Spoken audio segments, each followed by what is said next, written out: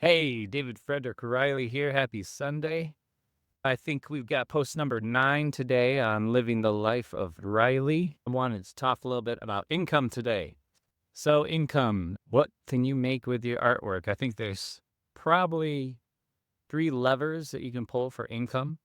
You've got quantity, quality, and merchandise. And we're going to save prints for another day because that's a whole big old topic all on its own. Let's just think about quantity and quality. What does that mean? So when we say quality, we're talking about the perceived value of your artwork. What can you charge for it?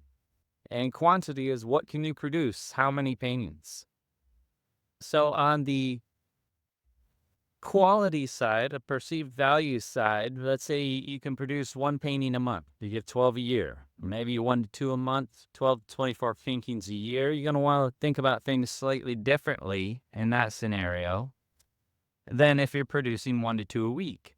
So on the 1 to 2 a month side, you really only are going to be supplying 1 or 2, maybe 3 at the most, really high quality galleries with other high quality artists itself for larger amounts.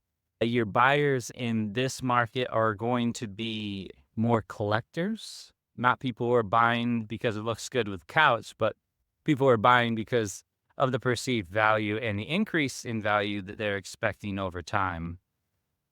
These paintings in the world of realism need to be very highly technically, they have to have the perceived value based on the knowledge that the and technical skill the painter displays in the painting. You might want to look at auctions and getting your work into different auctions because this reaffirms the perceived value based on what people are willing to buy the painting for in an auction.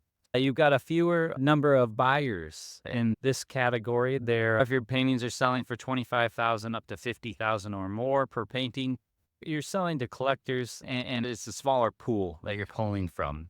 Nothing wrong with that.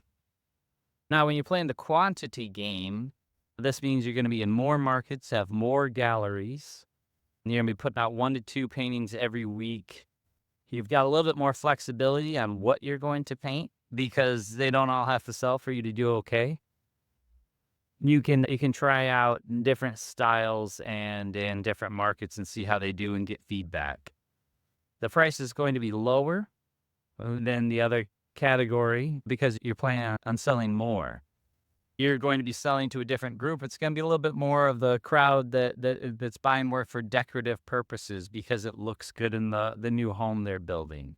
Right now, with all the moving around of people from bigger cities to the west and Mountain West and south, I think there's great opportunities there to sell to those people and sell things that are popular in that region.